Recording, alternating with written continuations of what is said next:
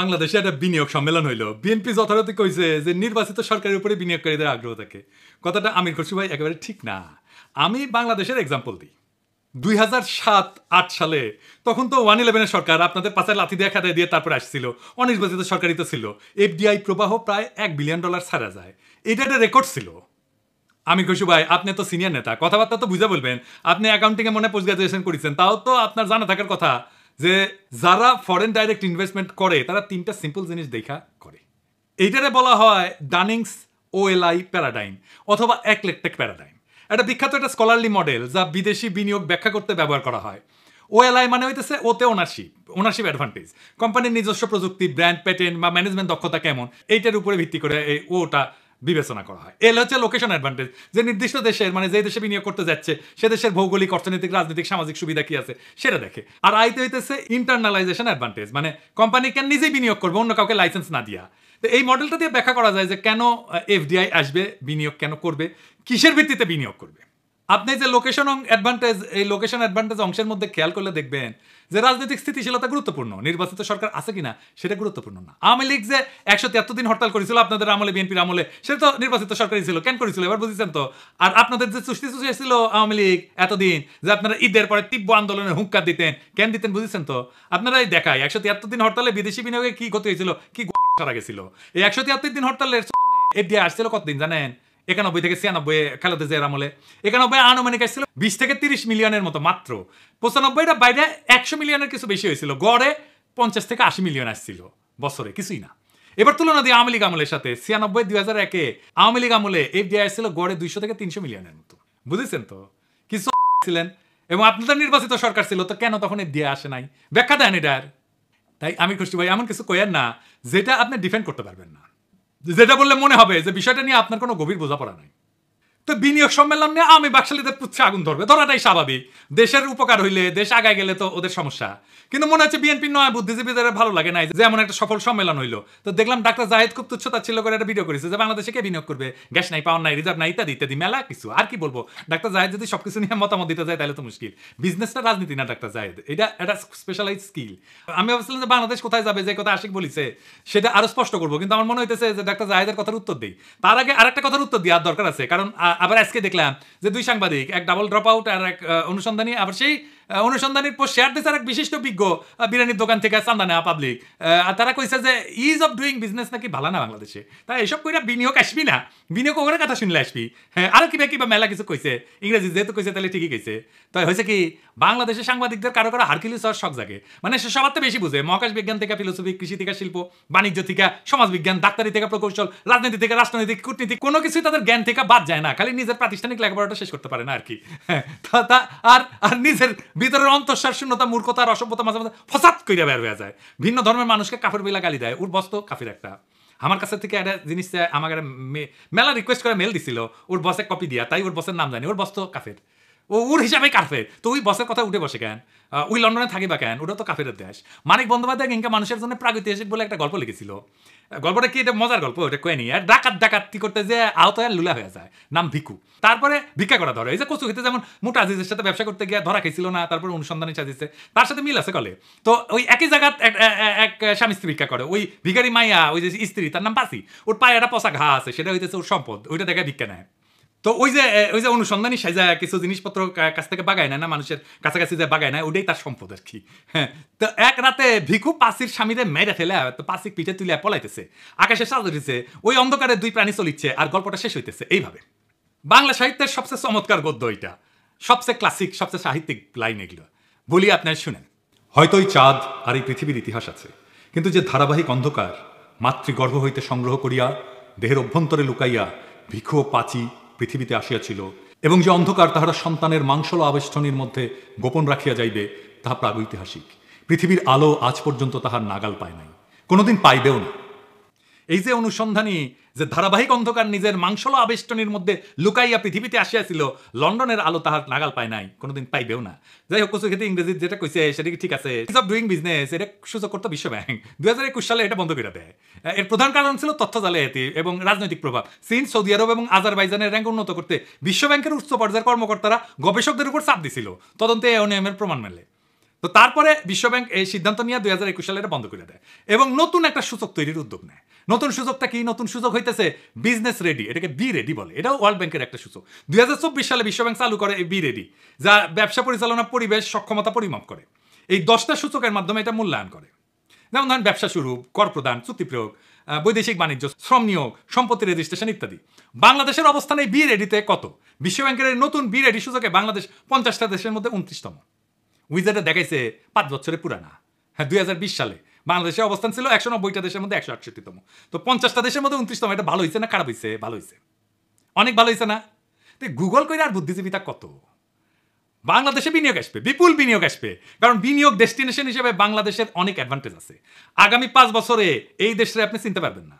আমি একটা এক্সাম্পল দিই।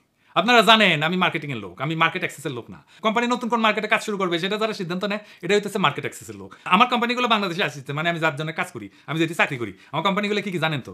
আমি যেটা গ্লোবাল মেডিকেল রিলেশনসে কাজ করি, অনেকে ভাবে আমি কসমেটিক্স নিয়ে কাজ করি। আমি কাজ করি ভিসি ল্যাবরেটরিজ, সেরাবে, স্কিনসিউটিক্যালস, লারোস-পোজে আর স্কিন বেটার সায়েন্স নিয়ে। এই 5টা কোম্পানি আসছে, 5টা বাংলাদেশে। কত চাকরি হবে চিন্তা করেন। আমার এই টিমে রাখিছে যারা কাজ করছে এটা নিয়ে। তো এই মার্কেট অ্যাক্সেস নিয়ে পড়াশোনা করা লাগিচ্ছে, পুরে বোঝা লাগিচ্ছে এই জিনিসটা কি। তো আর বাংলাদেশ কেন একটা অ্যাট্রাক্টিভ ডেস্টিনেশন তা বুঝতে পারছি। প্রথমে বলে নি, সব শিল্পে সব বিনিয়োগে কি এনার্জি বা বিদ্যুতের প্রয়োজন হয়? ডাক্তার জাহেদ, ইনফ্যাক্ট আগামী সম্পদ সৃষ্টি হবে এমন খাত থেকে যেখানে বিদ্যুতের প্রয়োজন বেশি নাই। এটা নিয়ে একটু পরে বিস্তারিত আলাপ করবো, আলাপটা খুব ইন্টারেস্টিং হবে। আগে অন্য একটা জিনিস দেখে নিই, বাংলাদেশে কেন বিনিয়োগ করবে প্রতিবেশী দেশের তুলনায় একজন বিনিয়োগকারী? আপনি যদি বিনিয়োগকারী হইতেন তাইলে আপনি কি করতেন? আসেন এটা একটু বুঝে দেখি। বাংলাদেশে করসারের দীর্ঘমেয়াদ আছে। বাংলাদেশে প্রায়োরিটি সেক্টর যেটা নবায়নযোগ্য শক্তি, আইসিটি, ফার্মাসিউটিক্যাল 10 বছর করমুক্ত সুবিধা পায়। ভারত পাকিস্তানে সর্বোচ্চ 3 থেকে 10 বছর সেক্টর ভেদে। 2 নম্বর, রপ্তানিতে উচ্চ নগদ প্রণোদনা আছে। সফটওয়্যার রপ্তানিতে 20% নগদ প্রণোদনা, ভারতে 0.5 থেকে 4.3%, পাকিস্তানে 1 থেকে 5%। এসিজেড যেটা, সেখানে 100% বিদেশি মালিকানা সম্ভব বাংলাদেশে, কোনো স্থানীয় পার্টনারের প্রয়োজন নাই। ভারতের নির্দিষ্ট সেক্টরে নিষেধাজ্ঞা আছে। নারী কেন্দ্রিক প্রণোদনা, 10% নারী কর্মী নিয়োগে 20% কর রেয়াত পাওয়া যায়। প্রতিবেশী দেশগুলোর মধ্যে বাংলাদেশই কেবল এই সুবিধা দেয়। গ্রিন এনার্জিতে বিশেষ সুবিধা, সোলার প্যানেল আমদানিতে 50% ভ্যাট ছাড়, নবায়নযোগ্য প্রকল্পে 10 বছর করমুক্ত। ভারত পাকিস্তানের ট্যাক্স হলিডে কম। আমরা তো জানি বন্ডেড ওয়্যার হাউসের সুবিধা আছে, রপ্তানিমুখী শিল্পের জন্য কাঁচামাল আমদানি শুল্কমুক্ত। ভারতে এটা আছে কিন্তু খুবই জটিল প্রক্রিয়া। শ্রম খরচ সাশ্রয়ী, ন্যূনতম মজুরি বাংলাদেশে $120 মাসে, ভারতে $220 মাসে, পাকিস্তানে $150। এসিজেড করের হার, এসিজেড ভিত্তিক শিল্পে কর 10 থেকে 12%, ভারতে এটা 15 থেকে 18%, পাকিস্তানে এটা 20 থেকে 30%। ফার্মাসিউটিক্যালসে যে এপিআই উৎপাদনের প্রণোদনা 10 বছর করমুক্ত, ভারতে এটা সীমিত সুবিধা। আপনি বিনিয়োগকারী হলে কই বিনিয়োগ করতেন? ইন্ডিয়ায়, পাকিস্তানে না বাংলাদেশে? বাংলাদেশের তরুণদের আমি তাই তৈরি হইতে বলি, বাংলাদেশে কাজ খুঁজতে আসবে ইউরোপ থেকে। বাংলাদেশে এই জন্যই থামাইতে চায় ইন্ডিয়া, এই জন্যই প্রফেসর ইউনূসের সরাইতে চায় তাড়াতাড়ি আমাদের বিজ্ঞজনেরা, আমাদের পলিটিশিয়ানরা, বুঝছাও? 2025 থেকে 2041 পুরা বদলে যাবে বাংলাদেশ। কেমনে বদলাবে সেটা বলতেছি। এটা শুরুটা করে দিয়ে যাইতে হবে প্রফেসর ইউনূসকে, এটা ফাউন্ডেশন করে দিয়ে যেতে হবে। জিয়ার আমলে বাংলাদেশ কেন সমৃদ্ধি অর্জন করেছিল জানেন? জিয়া নিজে সৎ ছিলেন। প্রধান নেতা সৎ থাকলেই বাংলাদেশের জন্য একটা বড় নিয়ামত। বাংলাদেশের এলিটদের লুটপাট যদি বন্ধ হয় তাহলে দেশ আগায় যাবে। প্রধান নেতা সৎ হইলে লুটপাট বন্ধ হয়। দুনিয়াতে বাণিজ্য হয় সম্পদ সৃষ্টির জন্য। যে দেশের সম্পদ যত বেশি, সে দেশ তত বেশি অর্থনৈতিকভাবে মজবুত। এই পৃথিবীর সম্পদ তৈরি এখন স্টিল বা সিমেন্টের উপর দাঁড়ায় তৈরি হয় না, ডেটা বা আইডিয়ার উপর দাঁড়ায় তৈরি হয়। 2025 থেকে 2041 এই সময়টা বাংলাদেশের জন্য ট্রানজিশনের যুগ। আমাদের এই সময় বাংলাদেশকে পুরা বদলাই দিতে হবে। কিভাবে বদলাবো? আমরা ব্যবসা বাণিজ্যের গ্লোবাল ট্রেন্ডকে বুঝা সেই ঢেউয়ের উপরে উঠে বসবো। শুধু অনুসরণ করলে হবে না, ট্রেন্ড সেটার হইতে হবে। চলেন এক আলাদা লেন্সে দেখি কেমনে আমরা বাংলাদেশের ইকোনমিক্স এরা বদলাই দেবো। ডাক্তার জাহেদের প্রশ্নের উত্তর এখানে পাবো। আলোচনাটা জটিল মনে হতে পারে, অসুবিধা নেই, সেলসালায়া বুঝে যাবেন। গ্লোবাল ইকোনমির 67% এখন সেবা, কিন্তু সেবা শব্দটা একটু বোঝা মুশকিল। বাংলাদেশে আমি এটা বলি যে এক্সপিরিয়েন্স ইকোনমি। এক্সপিরিয়েন্স ইকোনমিতে আমরা খুব সহজে ঢুকে পড়তে পারবো। কিভাবে? প্রথমে ধরেন আমরা ডিজিটাল নমাড হাব করবো।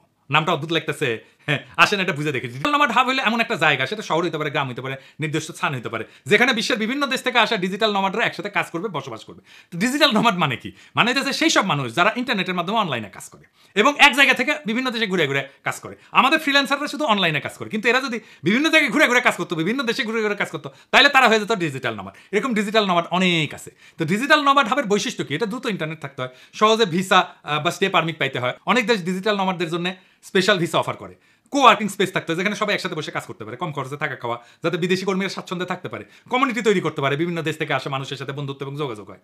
আছে কি এরকম ডিজিটাল নমাড হাব? আছে। বালিতে আছে, ইন্দোনেশিয়া, চিয়াংমাই আছে, লিসবনে আছে, পর্তুগালে, বা তবিরিজিতে আছে, জার্জিয়া, এই সমস্ত জায়গা ডিজিটাল নমাড হাব হিসেবে পরিচিত। অনেক লোকজন যায় ওখানে। আমরা কোথায় ডিজিটাল নমাড করতে পারি? কক্সবাজারে করতে পারি। কক্সবাজার শুধু সমুদ্র সৈকত না, আমরা স্মার্ট ওয়ার্ক স্টেশন রিসোর্ট করতে পারি, হাই স্পিড ইন্টারনেট করতে পারি, কোয়ার্কিং স্পেস দিতে পারি, ই ভিসা দিয়ে বাংলাদেশে বিশ্বের ফ্রিল্যান্সারদেরকে আকর্ষণ করতে পারি। আর কি করা যায়? সার্ভিস সেক্টরে কোলাবোরেশন করতে পারি। গার্মেন্টস শিল্পে এআই ডিজাইন টুলসের সাথে স্থানীয় কারিগরদের ক্রাফটম্যানশিপ জুড়ে দিয়ে বাংলাদেশি টেক্সটাইল প্যাটার্ন বিক্রি করতে পারি মার্কেট প্লেসে, ডিজিটাল মার্কেট প্লেসে। আর কি করতে পারি? কৃত্রিম বুদ্ধিমত্তার জন্য বা এই আর্টিফিশিয়াল ইন্টেলিজেন্সের জন্য artificial intelligence ethical training data তৈরি করতে পারি। কৃত্রিম বুদ্ধিমত্তার জন্য এআই ট্রেনিং ডেটা লাগে, এথিক্যাল ট্রেনিং ডেটা। কারণ এআই যেভাবে শেখে তার ভিত্তি হলো ট্রেনিং ডেটা, স্কুলে পড়ার মতো বা কলেজে পড়ার মতো। এই ডেটা যদি পক্ষপাত দুষ্ট হয়, অসম্পূর্ণ হয়, সাংস্কৃতিকভাবে অসংবেদনশীল হয়, তাহলে আর্টিফিশিয়াল ইন্টেলিজেন্সের সিদ্ধান্ত হবে ত্রুটিপূর্ণ, বৈষম্যমূলক বা ক্ষতিকর। এই এথিক্যাল ট্রেনিং ডেটার ন্যায্যতা নিশ্চিত করে সব ধরনের মানুষকে, সব ধর্ম, ভাষা, লিঙ্গ, সংস্কৃতি, জাতিগত পরিচয়ের ভিত্তিতে যেন বৈষম্য না হয় সেই চেষ্টা করে। সংস্কৃতির প্রতি সম্মান জানায়। যখন এআই বিভিন্ন ভাষা বা সংস্কৃতির সাথে কাজ করে তখন সেই সবে সঠিক ব্যাখ্যা এবং প্রেক্ষাপট জানা দরকার, নাহলে ভুল অর্থ বা অপমানজনক ফলাফল আসতে পারে। বিশ্বাসযোগ্যতা, মানুষ তখনই এর উপরে আস্থা রাখতে পারে যখন তারা দেখবে এর ফলাফলে ন্যায্যতা, সহানুভূতি আছে, নৈতিকতা আছে। এথিক্যাল ডাটা সেই ভিত্তিটা কইরা দেয়। আইনি আর সামাজিক ঝুঁকিও কমা যায়। অনেক দেশে এখন এর নৈতিকতা এবং জবাবদিহিতা নিয়ে আইন তৈরি হইতেছে। এথিক্যাল ডাটা ব্যবহার করলে ভবিষ্যতের আইনি জটিলতা এড়ানো যাবে। আর কি? স্থানীয় দক্ষতার মূল্যায়ন, বিভিন্ন ভাষা, সংস্কৃতি, ধর্ম এই সমস্ত বোঝার জন্য কাজের সুযোগ তৈরি হয়। যেমন বাংলা ভাষা, লোকজ সংস্কৃতি, এই সমস্ত লেবেলিংয়ে বিশেষজ্ঞরা আন্তর্জাতিকভাবে কাজ করতে পারেন। যারা কোরআনের তাফসির জানেন তারা কোরআনের তাফসির বলতে পারেন বাংলায়। এটা এথিক্যাল ট্রেনিং ডাটা হিসেবে যুক্ত হতে পারে। বাংলাদেশের সংস্কৃতি, বাংলাদেশের নৈতিকতা, বাংলাদেশের মূল্যবোধ, এইসব নিয়ে কোডিং ট্যাগিং করে আমরা ট্রেনিং ডাটা তৈরি করতে পারি। আমরা যদি আমাদের কালচারকে প্রমিনেন্ট করতে চাই, বাঙালি মুসলমানের সংস্কৃতি, এমনকি ইসলাম ধর্ম, এমনকি বাংলাদেশের মূল্যবোধ, তাইলে আমরা এথিক্যাল ট্রেনিং ডাটা বানাইতে পারি। বিশাল বাজার এটার মার্কেট ইন্ডিয়া নেবে না, অন্য কেউ নেবে না, কারণ এটা তো আমাদের কাজ, এটা আমার জায়গা, আমি মাস্টার এখানে, বুঝে যাও। এই এথিক্যাল এআই ট্রেনিং ডাটা এক্সপোর্টের সুযোগ আছে বিশ্বের বিভিন্ন দেশে। আপনি যদি বাংলা ভাষা, ইসলাম ধর্ম, লোকসঙ্গীত, ঐতিহ্য, সামাজিক প্রেক্ষাপট ভালো বোঝেন, তাহলে এই সাংস্কৃতিক উপাদানগুলো লেবেলিং, ট্যাগিং এবং শ্রেণীবিন্যাস করে আন্তর্জাতিক প্রযুক্তি সংস্থার কাছে এথিক্যাল ট্রেনিং ডেটা হিসেবে বিক্রি করতে পারবেন। এই কাজের মাধ্যমে একদিকে যেমন এআইকে সাংস্কৃতিক দৃষ্টিকোণ থেকে ন্যায্য, নৈতিক, এথিক্যাল, মানবিকভাবে গড়ে তুলতে সাহায্য করবেন, তেমনি এটা হইতে পারবে বাংলাদেশের জন্য একটা নতুন রপ্তানি খাত, সাংস্কৃতিক জ্ঞান ভিত্তিক ডেটা এক্সপোর্ট। 2 নম্বর তথ্য যা মনে রাখতে হবে তা হইতেছে ইনট্যাঞ্জিবল অ্যাসেট বা অদৃশ্য সম্পদ। S&P 500 এর 90% মূল্য হতেছে অদৃশ্য। তাহলে বুঝে নিই এই S&P 500টা কি, এটার গুরুত্ব কি। এটা হইতেছে স্ট্যান্ডার্ড অ্যান্ড পোর্স 500 ইন্ডেক্স। পোর মানে গরিব না আর কি, সহজভাবে বললে হলে এটা একটা স্টক মার্কেটের সূচক, যা যুক্তরাষ্ট্রের সবচেয়ে বড় 500টা পাবলিক কোম্পানির শেয়ারের পারফরমেন্সকে একত্রে তুলে ধরে। সহজ ভাষায় যদি ব্যাখ্যা করে বলি, তাহলে ধরেন আপনি মার্কেটের সামগ্রিক অবস্থা জানতে চান, তখন আপনি প্রত্যেকটা কোম্পানি খবর না দেখে শুধু শীর্ষ 500টা বড় কোম্পানির অবস্থা দেখেন। যেমন ধরেন অ্যাপল, মাইক্রোসফট, গুগল, অ্যামাজন ইত্যাদি। এই 500টা কোম্পানির গড় ওঠানামা, মূল্যবৃদ্ধি বা হ্রাস একত্র করে S&P 500 সূচক তৈরি করা হয়। যখন এই সূচক বাড়ে তখন বোঝা যায় মার্কেট ভালো, কমলে বোঝা যায় বাজারে মন্দাভাব আছে। S&P 500 এর লিস্টার থাকা মানে হইতেছে সেই কোম্পানি মার্কেট ভ্যালুতে বড়, লাভজনক এবং সাধারণ বিনিয়োগকারীর কাছে এর স্টক খোলা আছে।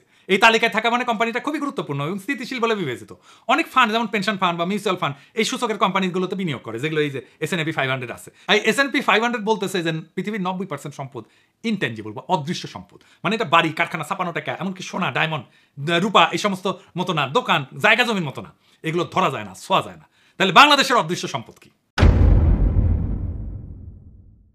বাংলাদেশের ইনট্যাঞ্জিবল অ্যাসেট হইতেছে এমন সম্পদ যেগুলো দেখা যাবে না, ছোঁয়া যাবে না, কিন্তু অর্থনৈতিক মূল্য আছে এবং দেশের প্রবৃদ্ধি এবং পরিস্থিতিতে ভূমিকা রাখে। এগুলো ব্যক্তি, প্রতিষ্ঠান বা পুরো দেশের ক্ষেত্রে প্রযোজ্য হতে পারে। আমাদের ভাষা, ধর্ম, নকশিকাথা, আমাদের ঐতিহ্য, আমাদের মূল্যবোধ, মুসলিমের স্মৃতি, জামদানি, কৃষাবাদ, open source coding community, Bangla content, professor Yunus, online activist, প্রবাসী ডায়াসপোরা, আমরা সবাই ইনট্যাঞ্জিবল অ্যাসেট।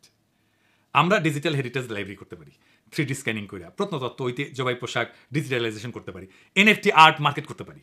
এই NFTটা তাইলে কি, এটা কিভাবে কাজ করবে? NFT মানে হইতেছে নন ফাঞ্জিবল টোকেন। এইটার আর্ট তৈরি করা একটা দুর্দান্ত উপায় দেশের সংস্কৃতি, ঐতিহ্য, ব্র্যান্ড ভ্যালু বিশ্ববাজারে তুলে ধরা। এটা শুধু অর্থ উপার্জনের জন্য না, বরং জাতীয় পরিচয়কে গ্লোবাল করার একটা স্মার্ট মাধ্যম। আর একটু বিস্তারিত বুঝে দেখি। প্রথমে NFT আর্ট মানে কি? ডিজিটাল আর্টের একটা ইউনিক কপি যা ব্লকচেনে নিবন্ধিত থাকে, যেমন digital painting, video clip, music, কবিতা, এমনকি গিফট, GIF যেটা। বাংলাদেশের ইনট্যাঞ্জিবল অ্যাসেট দিয়ে NFT মানে কি কি বানাইতে পারি? সংস্কৃতি, লোক কাহিনী থেকে অনুপ্রাণিত ডিজিটাল আর্ট বানাইতে পারি।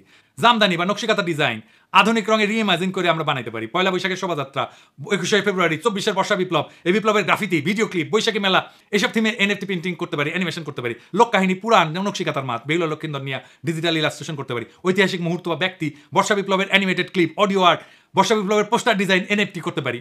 খিরসা পাতাম, জামদানি, শীতলপাটি এসব নিয়ে এনএফটি অ্যানিমেশন করতে পারি। মেড ইন বাংলাদেশ ট্যাগ নিয়ে গার্মেন্টস শ্রমিকের গল্প বলতে পারি, সেটাকে এনএফটি করতে পারি। সাউন্ড এবং মিউজিক এনএফটি করতে পারি, যেমন ধরেন পল্লী গীতি, ভাইয়া, নজরুল গীতি, বর্ষা বিপ্লবের র্যাপ, এগুলো রিমিক্স বা ফিউশন ভার্সন এনএফটি হিসেবে প্রকাশ করতে পারি। দোতারা বা একতারা যেগুলো আমাদের নিজেদের যন্ত্র, সেই বাদ্যযন্ত্রদের পরিবেশনা করতে পারি, এনএফটি আর্ট তৈরি করতে পারি। এটা কেমনে বিক্রি করতে হয়, এটা তৈরি করতে হয় কেমনে, এটা একটু বুঝাই কই। মির্জা আব্বাসকে একটু কইয়া দিয়েন। সান্তাপে আইডিয়া এবং ডিজাইন, যেমন লোকশিল্প, ইতিহাস, কবিতা বা সাউন্ড ক্লিপ থেকে অনুপ্রাণিত হয়ে ডিজাইন তৈরি করতে হবে। এখানে ডিজিটাল আর্টিস্ট বা এআই ইমেজ জেনারেটর ব্যবহার করতে পারেন। 2 নাম্বার, ব্লক চেনে এটা মিন্ট করতে হয়, মিন্টিং বলে। মানে একটা এনএফটি মার্কেট প্লেস, যেমন ধরেন ওপেনসি, এখানে একটা অ্যাকাউন্ট খুলতে হবে, তারপর আপনার ডিজিটাল ফাইল আপলোড করতে হবে, কইরা ব্লক চেনে রেজিস্টার করতে হবে, এটাই বলে মিন্টিং। 3 নাম্বার ধাপ হচ্ছে বিক্রির জন্য তালিকাভুক্ত করতে হবে, মূল্য ঠিক করতে হবে। আপনি এটা রয়্যালটি সহকারে বিক্রি করলে কত নেবেন, বিডিং করলে কত, এগুলো ঠিক করলেন। আপনার এনএফটিকে কিভাবে বাংলাদেশকে রিপ্রেজেন্ট করে তা গল্পের মাধ্যমে বলেন। 4 নাম্বার হচ্ছে প্রমোশন, সোশ্যাল মিডিয়াতে তুলে ধরেন। প্রবাসী বাংলাদেশিদের কাছে এবং এনএফটি কালেক্টর আছে, তাদেরকে টার্গেট করে আপনি মার্কেটিং করেন। আমরা মুসলিম নিয়ে দারুণ কাজ করতে পারি। ঢাকায় মুসলিমের হারানো কৌশল ন্যানো টেকনোলজি দিয়ে পুনরুদ্ধার করে একে বিশ্বের লাক্সারি ফ্যাশন মার্কেটে ফিরে আনার প্রকল্প নিতে পারি। ন্যানো মাইক্রোস্কোপি এবং জেনেটিক ইঞ্জিনিয়ারিং দিয়া প্রাচীন সুতা এবং কটন প্রজাতি ফিরে আনতে পারি। ন্যানো স্পিনিং এবং এআই ডিজাইন দিয়ে আধুনিক পোশাকে রূপ দিতে পারি। গুচি বা প্রাদা এরকম বিখ্যাত ব্র্যান্ড যেগুলোর সাথে সাথে পার্টনারশিপ করে এক্সক্লুসিভ কালেকশন তৈরি করতে পারি। স্টোরি টেলিং এবং হেরিটেজ ব্র্যান্ডিং দিয়ে উচ্চ মূল্যের বাজারে প্রবেশ করতে পারি। বিশ্ববাজারে মেড ইন বাংলাদেশের মর্যাদা বৃদ্ধি পাবে। তাইলে বাংলাদেশে কারিগর এবং কৃষকের জন্য নতুন কর্মসংস্থান হবে। বছরে বিলিয়ন বিলিয়ন ডলার আমরা এটা রপ্তানি করতে পারবো। এক কথায় মুসলিমের ইতিহাসকে ভবিষ্যতের প্রযুক্তিতে গাইথা বিলিয়ন ডলারের ইন্ডাস্ট্রি করতে পারি আমরা এখান থেকে। 3 নাম্বার তথ্য মনে রাখতে হবে, তা হইতেছে ক্রস ইন্ডাস্ট্রি ইকোসিস্টেম। সেটা আবার কি তথ্য মনে রাখতে হবে? সেটা হইতেছে 30% গ্লোবাল রেভিনিউ এই ক্রস ইন্ডাস্ট্রি থেকে আসে। কিরকম? যেমন ধরেন টেলিমেডিসিন, এটা ক্রস ইন্ডাস্ট্রি ইকোসিস্টেম। মেডিসিনের সাথে আইটি একসাথে মিলে টেলিমেডিসিন। এইরকম বাংলাদেশে কৃষি এবং টেকনোলজিকে জোরে লাগায় ভার্চুয়াল ফার্মিং করতে পারি। বাংলাদেশে গ্রামের কৃষকেরা মেটাভার্সে তাদের জমির ডিজাইন টুইন বানাবে। আইওটি সেন্সর দিয়ে রিয়েল টাইম ডেটা দেখা বিদেশি ইনভেস্টররা এই ফসল কিনতে পারবে। তারপরে স্মার্ট ফিশারিজ ব্লকচেন করতে পারি।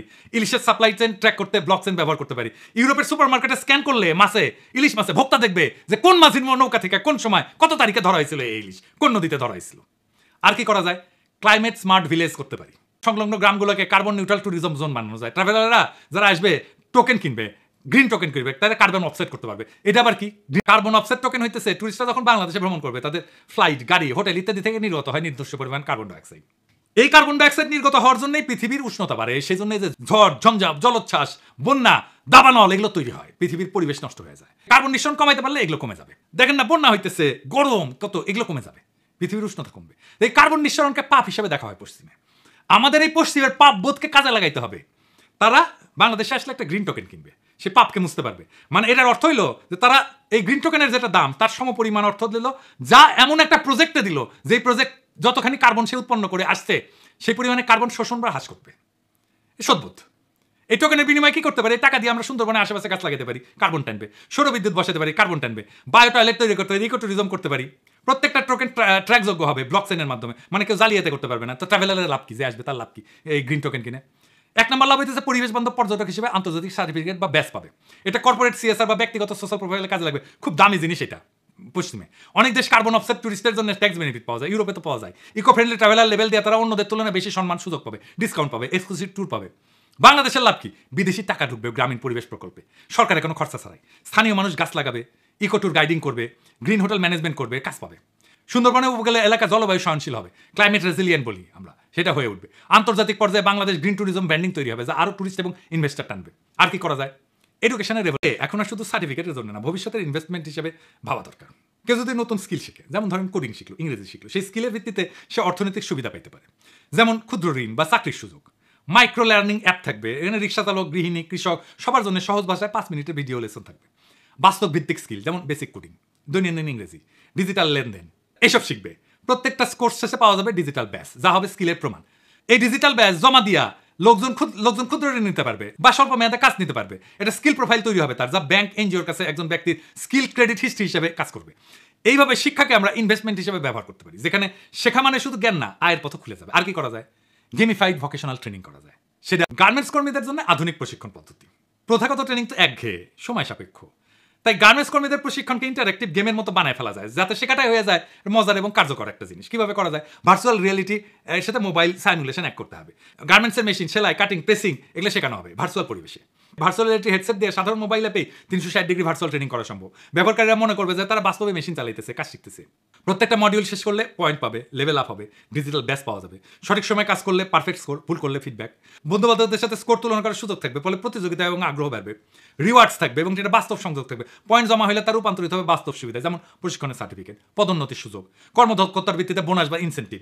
এটা কেন দরকার? ধরেন অনেক গার্মেন্টস কর্মী পড়ালেখায় দুর্বল, তাদের জন্য ছবি, ভিডিও, গেমিং সবচেয়ে কার্যকর মাধ্যম। এটাকে ট্রেনিং মনে হবে না, ক্লাস মনে হবে না, খেলা মনে হবে। এটা শেখায়, আগ্রহ বাড়াবে। আপনি সেফটি বলেন, প্রোডাক্টিভিটি বলেন, কোয়ালিটি বলেন, সবকিছুতে এটা দিয়ে উন্নয়ন করতে পারবেন। এর ফলে একটা ডিজিটাল স্কিল ফাইল তৈরি হবে প্রত্যেক শ্রমিকের জন্য। ভবিষ্যতে যে কোনো শিল্পে চাকরি পেতে ডিজিটাল স্কিল প্রোফাইল হবে তার পরিচয়পত্র। আর কি হতে পারে? ডিজিটাল দ্বিতীয় প্রবাস, মেটাভার্স এমবেসি খুলবো। আজকের দুনিয়া তো প্রবাস মানে শুধু মালয়েশিয়া, সৌদি আরব বা ইউরোপে যাওয়া না। এই ফিজিক্যাল বর্ডার এটা এখন ভার্চুয়াল। মানে আপনি যেখানে থাকেন ডিজিটাল স্পেসে আপনি পুরো বিশ্বের সাথে যুক্ত হতে পারেন। এটাই হইতেছে দ্বিতীয় প্রবাস। একটা ভার্চুয়াল অভিবাসনের সুযোগ এনে দেয় কাজ, ব্যবসা, সংস্কৃতির এবং আন্তর্জাতিক পরিস্থিতির। আমরা মেটাভার্স এমবেসি খুলবো, বা এটা হবে বাংলাদেশের ভার্চুয়াল দূতাবাস। কি হবে এতে? বাংলাদেশের ওই মেটাভার্স এমবেসিতে ডিজিটাল প্যাভিলিয়ন থাকবে। সেখানে থাকবে আমাদের ব্যবসা, সংস্কৃতি, স্টার্ট আপ এবং উৎসবের ভার্চুয়াল ঠিকানা। এখানে কালচারাল ইভেন্টস থাকবে, লাইভ এবং ভার্চুয়াল। আমাদের নববর্ষের ফেস্টিভ্যাল থাকবে, ঈদ থাকবে, জামদানি ফ্যাশন শো থাকবে, নকশিকাঁথা প্রদর্শনী হবে, লোকসঙ্গীত হবে, কনসার্ট হবে, নাটক হবে, নাচ গান সব ভার্চুয়াল মঞ্চে। ডিজিটাল শপ থাকবে, এক্সপোর্ট বুথ থাকবে, সেখানে জামদানি, হস্তশিল্প, হোম ডেকোরেশনের পণ্য, এনএফটি যা আগে বললাম এটার মার্কেট প্লেস থাকবে। প্রবাসীদের জন্য রেমিটেন্স ইনভেস্টমেন্ট গাইড থাকবে, বাংলা কোচিং থাকবে প্রবাসীদের ছেলেমেয়েদের জন্য, সব ভার্চুয়াল সহায়তায়।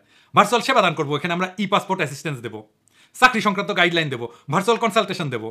এখানে স্টার্ট আপ এবং ইনোভেশন জোন থাকবে। বিশ্বের যে কোনো জায়গা থেকে তরুণেরা বাংলাদেশের স্টার্ট আপ প্রজেক্টের যে পিস সেটা শুনতে পারবে, যে কেমন এই স্টার্ট আপে বিনিয়োগ করা যাবে কিনা।